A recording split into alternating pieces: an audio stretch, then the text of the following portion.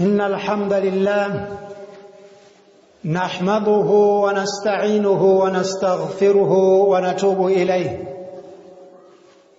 وأشهد أن لا إله إلا الله وحده لا شريك له، وأشهد أن محمدًا عبده ورسوله صلى الله عليه وعلى آله وأصحابه والتابعين ومن تبعهم بإحسان إلى يوم الدين، وبعد. عباد الله، أوصيكم ونفسي بتقوى الله عز وجل، فمن اتقى حفظه بحفظه. يقول الله جل وعلا: يا أيها الذين آمنوا اتقوا الله وقولوا قولا سديدا يصلح لكم أعمالكم ويغفر لكم ذنوبكم، ومن يطع الله ورسوله فقد فاز فوزا عظيما. فاعلموا أيها المسلمون إن أصدق الحديث كلام الله عز وجل، وخير الهدي هدي محمد صلى الله عليه وسلم، وشر الأمور محدثاتها، وكل محدثة بدعة، وكل بدعة ضلالة، وكل ضلالة في النار. Kutamanidwa konse ndi kwa Allah subhanahu wa ta'ala, amene watisonkhanitsanso mu malo ano pambuyo poti tinasonkhananso malo omwewa mu wiki yomwe yathayi, ndipo ena mwa ife wawatenga chifukwa nthawi yawo yakwana yokhala pano pa dziko lapansi, ndipo ife sidakwane.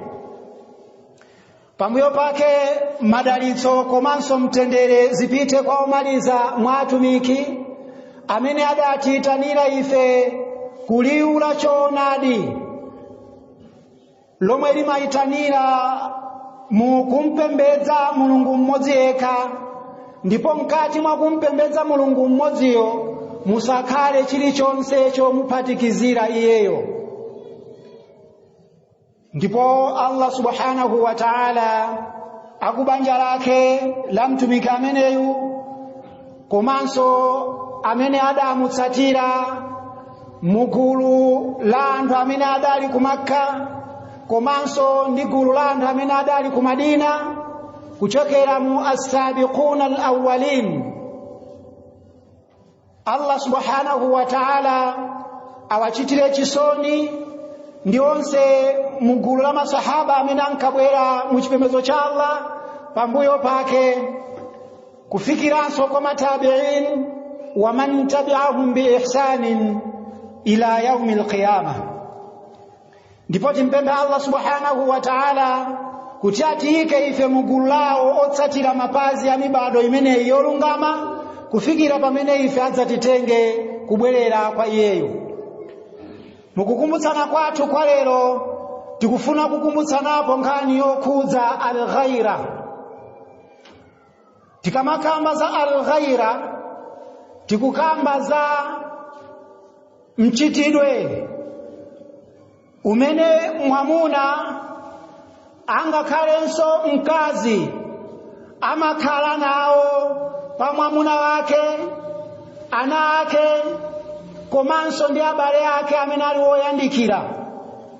Mchitidwe umenewu ndi wowafunira iwowo zinthu zimene zili zabwino, ndi kuwateteza kuzoyipa kuti zisawagwere iwowo, ndipo amawachitira nsanje yomwe ili yowateteza. Amawatsekereza kuzonse zimene zingaononge iwowo. Ndiye timafuna mu nthawi ino tingokumbutsana za gawo limeneli. Ibn al-Qayyim rahimahullahu rahmatan wasi'a adayankhulapo kunena kuti anna asla ad-din al-ghayra. Ndithudi chipembedzo ichi cha Chisilamu choyambirira kuti chichitidwe pambuyo pophunzira aqida munthu akuyenera kuti akhale ndi al-ghaira, akuyenera munthu ameneyo akhale ndi al-ghaira. Wa man la ghairata lahu la dina lahu. Tsopano uyo amene alibe al-ghaira adziwenso kuti amene alibe chipembedzo, chifukwa chisilamu muzu wake ndiye kuti mwamuna akhale ndi nsanje yoteteza mkazi wake, nayenso mkazi akhale ndi nsanje yoteteza mwamuna wake, ndipo mwamuna akhale ndi nsanje pa banja lake kuyambira mkazi wake, ana ake ndiye nawonse amene akuyang'anira mnyumbamo. Ndipo yemwe alibe nsanje adziwe kunena kuti amene alibe chipembedzo. Munthu amene alibe nsanje yoteteza, osati kaduka iya, sitikukamba za kaduka, sitikukamba za jerasi imene timachitirana chifukwa chonena kuti mzathuyo zikumuchitikira zinthu zabwino, kapena mzathuyo akukumana ndi madaliso osiyana-siyana ndiye ife tikufuna zimenezo zikhale zathu. Sitikukamba za jerasi imeneyo, sitikukamba za al-hasad. Fa al-hasad, mtumiki wa Allah sallallahu alayhi wa alihi wasallam anakambapo za zinthu ziwiri, kunena kuti aloledwa al-hasad pa zinthu ziwiri.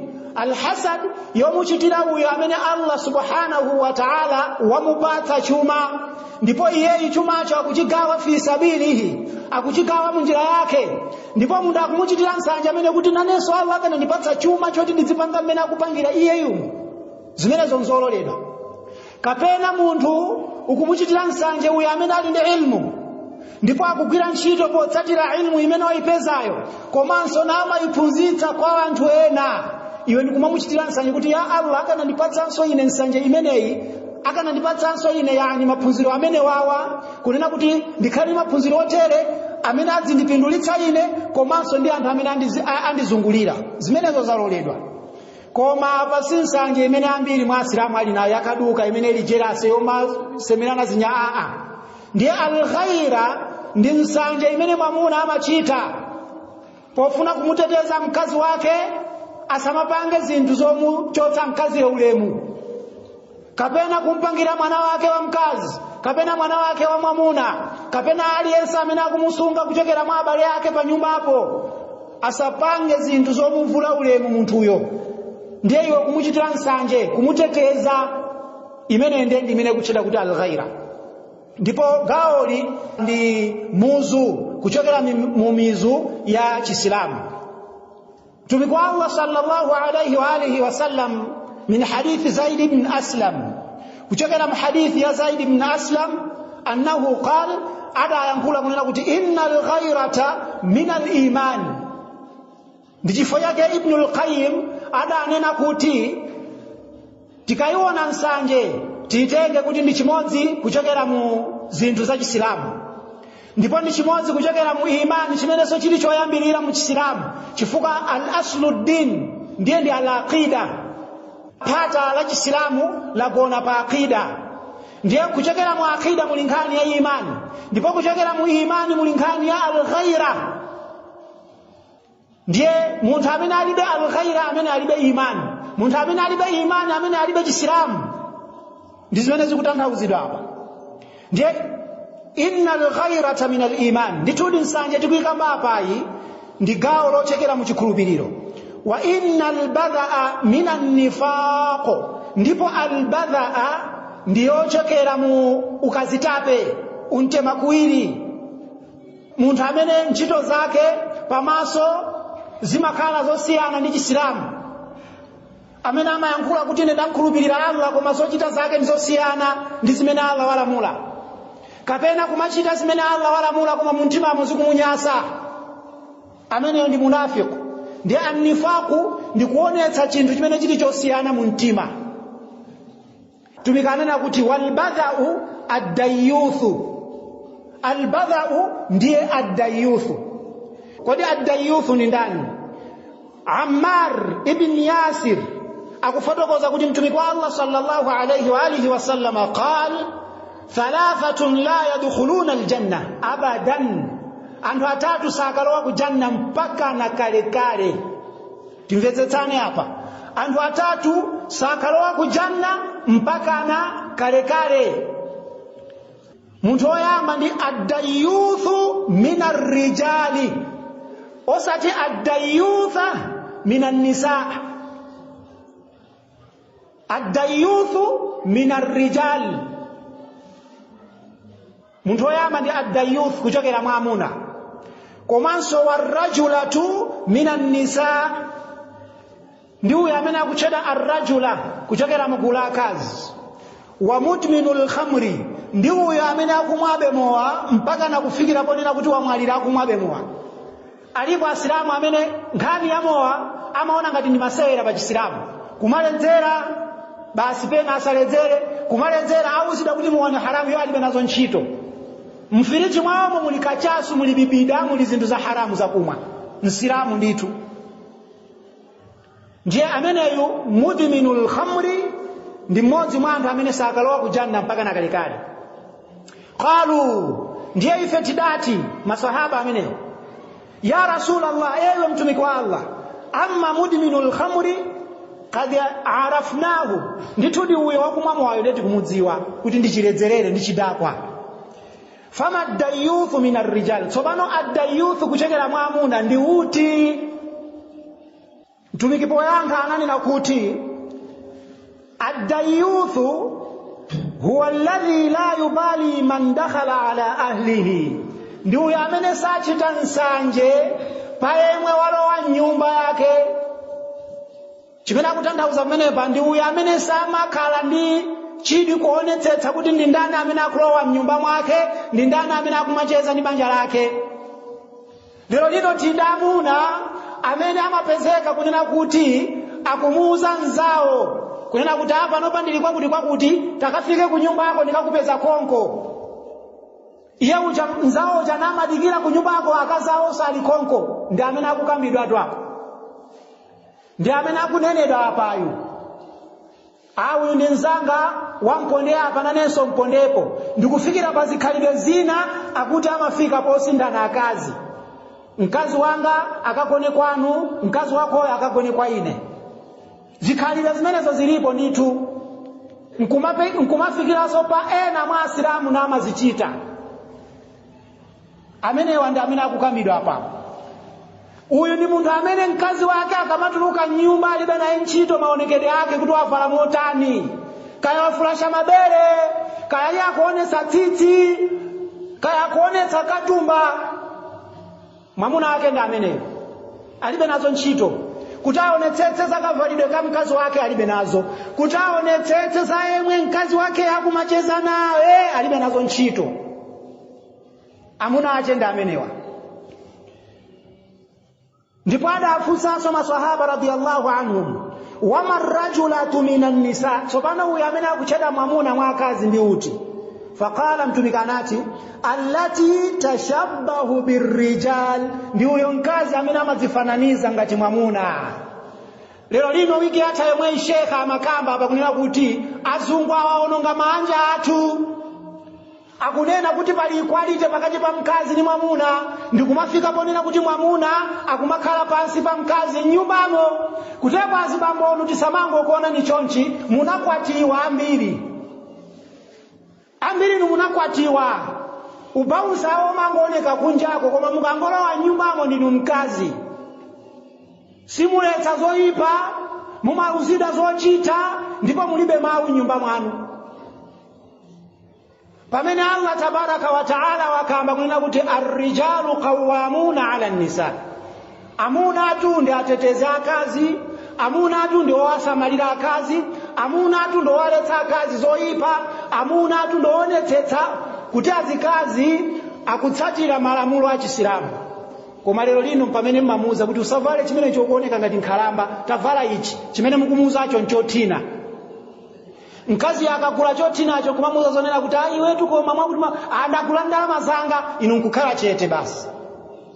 Ndikumatuluka mkazi yo nyumbamo ali maliseche, inu mwati basi ndalama zawo tunanganipanga bwanji, inu munakwatiwa. Amuna ambiri anakwatiwa chifukwa chake lero lino akazi anuwo akumatuluka mnyumbamo ali maliseche. Chifukwa mwamuna wokwatira sangalole mkazi wake kutuluka maliseche kunjako. Kumazipoda akazi anuwo potuluka nyumba, kumazithira mafuta onunkhira potuluka nyumba, inu muli momo. ndiye mukumusiya mkaziyo kuti atenge udindo wa mamuna. Ndiye akazi awo amene akukhala ngati amuna lero lino kumadzifananiza ndi amuna, nkumavala matalauza, nkumayankhula ngati amuna, zochitika zawo ngati zachimuna, amene wawa sakalowa ku janna. Ndi zimene zikukamidwa. Ndiye nkhani yathu ya lero malingananso ndi nthawi tikukamba za al-ghaira. Mwamuna asalolere kuti mkazi wake akhale ngati chinthu chokhala ngati cha public. Asakhale mkazi wake chinthu cha aliyense iyayi. Chifukwa mayiwo pokwatiwa amene mukeneka kuwateteza ndinu. Muonetsetse mayiwo kuti akutsatira malamulo a Chisilamu. Koma lero lino zikupezeka kunena kuti amuna akuti akazi anga ali ndi anzawo akuwatchulawo ndi mwamuna anzawo. Zoona zimenezo. Mkazi kukhala ndi nzawo nkumatchula mwamuna. Inu nkumanena kuti anzawo akazi angawo nkuloza mwamuna. Zoona zimenezo Isilamu. Ndi chifukwa zikunenedwa kunena kuti amene alibe al-ghaira la dina la, amene yonso alibe chani, alibe chipembedzo. Timpemphe Allah subhanahu wa ta'ala kuti atike mugulu la amuna amene ali oteteza banja lawo, amene asali ad-dayuthu, amene asali ololera kuti azikazi awo azikhwefula pa malamulo a Allah subhanahu wa ta'ala. Timpemphe Allah ife amuna kuti atipange kukhala atetezi enieni oteteza manja athu. Timpemphe Allah ife amuna kuti atipange ifeyo kukhala amuna enino sato mango bweretsa nsima mpunga chani nyumbamo ndiwo koma amuna olitsogolera banja lawo ku janna, osati amuna olitsogolera banja lawo ku jahannam. Timpemphe Allah subhanahu wa ta'ala kuti atipange kukhala amuna olimba amene aziteteza banja lawo ku mafitina onse amene adani a Chisilamu akubwera nawo mu nthawi yathu ino. Timpemphe Allah subhanahu wa ta'ala kuti asadzatitenge ife pamodzi ndi manja athu pokapoka tili anthu okhulupirira mwa Iye.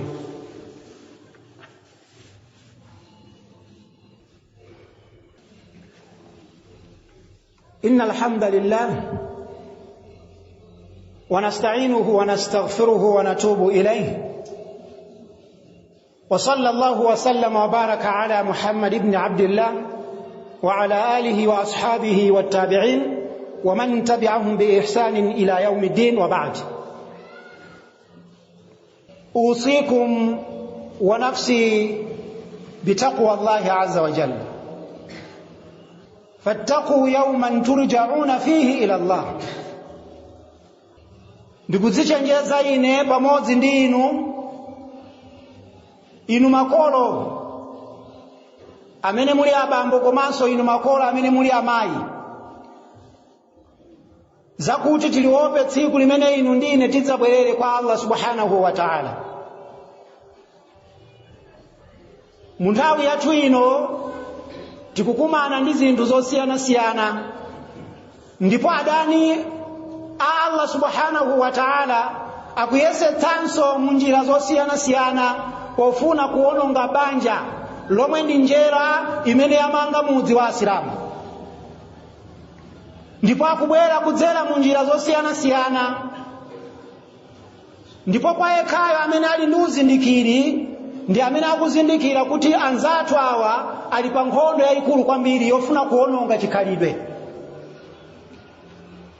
Tikaona mukukhala kwa maswahaba radiyallahu anhum min hadith al-Mughira ibn Shu'bah أنه قال سعد بن عبادة أدا ينقول سعد ابن عبادة موزي وما صحابة كننا كوتي لو رأيت رجلا ndikamwona ineyo mwamuna ma'a mraati ali ndi mkazi wanga, ndikangomwona ineyo mwamuna ali ndi mkazi wanga, la dharabtuhu bisayf ghayra musfihin anhu, ndimtibula ndimpeni, komanso sikuti ndimtibula ndimpeni mbali yonso atayi kapena kuti mbali mwake mwayi, koma ndimmenya kothweraku ndikangomwona ine mwamuna ali ndi mkazi wa ine.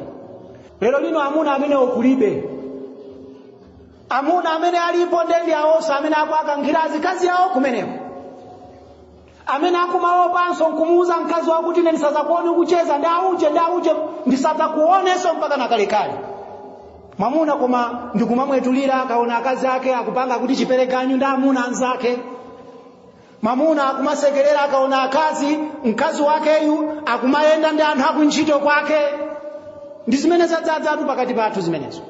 tilibe amuna ngati maswahaba amene amayankhula kunena kuti ndisayerekeze kumuona mkazi wanga akuyenda ndi mwamuna wina, angakhale mugulu la maswahaba anzake wauza zimenezi.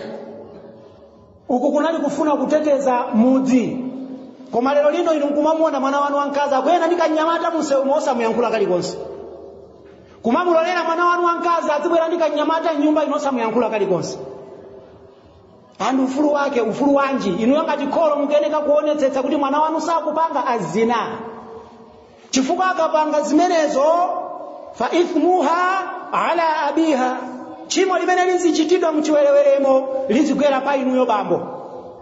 Ndiye inu mukayankhula mukuti ndisamuyankhule chifukwa amake akwiya, amake inu mukuopa amake. Mwamoti inuyo ngati bambo mumuuze mayi wa mwanayo ndi mwanayo kuti izi kuchisilamu kulibe. Tikusokera atu amuna ngati amenewo. Ndiye maswahaba atamva kuyankhula kwa Saad, adamba kuyankhula kuti koma nsanje yake ndiyopyola malire. Ndiye mtumiki wa Allah sallallahu alayhi wasallam fabalagha dhalik, ida mufikira nkhani imeneyi. Faqala atajabun, kodi mukudabwa min ghairati Saad, ndi nsanje ya Saadi, nsanje yokuteteza mkazi wake ya Saadi. Fawallahi, ndikulumbira ine mwa Allah subhanahu wa ta'ala, la ana aghyaru minhu, ndipo ine ndine wansanje kwambiri kumposa ndani Saadi. Sinikalole ine mkazi wanga kuchokera mwa kazi yanga ayende ni mwamuna wina aliyese msewu. Mtumiki wa Allah anali wansanjeso kwambiri kuposa ndani maswahaba wake. Ndiye mtumiki akufotokoza kunena tu wallahu aghyaru minni, ndipo Allah subhanahu wa ta'ala ndi wansanjeso kwambiri kuposa ine. Min ajli ghairati llahi, kuchokera musanje ya Allah, harrama alfawahisha ma dhahara minha wa ma batan, adaletsa zinthu zonyasa zimene mungachite muonetsera angakhalenso mobisa. Kusenyeza kuti lero lino amuna mpaka nafika pomavomereza kuti akazawa zichita alfawahish muonekera. Musalole lino mupite ku nyumba yako mukachoka pano zovala zonse zothinazo mukauze kuti izi ndikuocha izi ngati mudzivala kunjako, kuyambira lero mudzivala chovala ichi chosagwira thupi ichi. Amene ndiye mwamuna amene. Iwe mwana wanga wamkazi usazaelekezeso kuvala izi. Iwe mwana wanga wamuna mametedwe amenewo muno ayi. Lero lino ana kungometa ngati apumba ndikumayenda munsewu mwinu kholo mulipo. Ndikumasekerera zimene zozo. Ndikumanena kuti ine ndikufuna janna. Janna yake iti. Janna yomalola alfawahish, yomalola zinthu zonyasa, chiwelewele anakuchita, akazi anakubweretsa fitina munsewumu. Kodi mukuti inu ndina Islamu wake uti? Ndiye tikumbukire tsiku limene inu ndine tidzabwerere kwa Allah subhanahu wa ta'ala, limene aliyense mwa anthu adzafunsire za udindo wake. Warrajul, ndipo mwamuna ndi ra'in ala ahlihi, ndi mtsogoleri pa banja lake, ndipo adzafunsidwa za utsogoleri wake kuti adautsogolela bwanji. Sukayankha tuzotine ndimangobweretsa nsima, ndimangobweretsa ndiwo nyumbamo, kupatulako kuti ukafunsidwanso kuti ana ako anaongoledwa bwanji, mkazi wako anaongoledwa bwanji, anthu amene amakhala pansi pa nyumba yako anaongoledwa bwanji. Zimene zonse tikafunsidwa. Ndiye tikukamba kunena kuti Islamu akhale ndi al-ghaira. Lero lina al-ghaira akumakhala nayo nda akazi ya nsanje ya mitala, amuna anga sinufuna adzakwatire mkazi wina basi tu nsanje imene pakati pa akazi ndi imene. Koma osadzichitira nsanje okha kuti koma thupi langa litu ndiramuna anga okha, ndikumatuluka kunjako avala movulamo. Tipemphe Allah subhanahu wa ta'ala kuti atike mugulu la akapolo amene amati akauzidwa iwo amamvera zimene auzidwa. Ndipo timpemphe Allah subhanahu wa ta'ala kuti ifeyo atsazatitenge pokapoka tili okhulupirira mwa iye, tili ogonjera malamulo ake, komanso tili oliteteza banja lathu kuzonse zimene zili za mayesero zimene zatizungulira. Timpemphe Allah subhanahu wa ta'ala kuti ampatse zabwino komanso madalitso ochuluka womaliza mwa atumiki amene ali Muhammad ibn Abdullah, akubanja lake, masahaba ake, komanso zabwino zake za Allah zikhale pa magulu amene adabwera pambuyo kwa masahaba amene adali wolungama, amene adanyamula uthenga woonawu kuti uwapeze Asilamu osiyana madera onse pano pa dziko lapansi mpaka ndi kuno ku Malawi komwe. Timpemphe Allah subhanahu wa ta'ala kuti atipange ife kukhala Asilamu amene ali angwiro ngwiro osati pakamwa pokha komanso mu ntchito zimene iwo amagwira. Timpempha Allah subhanahu wa ta'ala kuti atikhululukire pa zofowoka zathu chifukwa iyeyo ndokhululuka komanso wachisoni. Aqimis salat.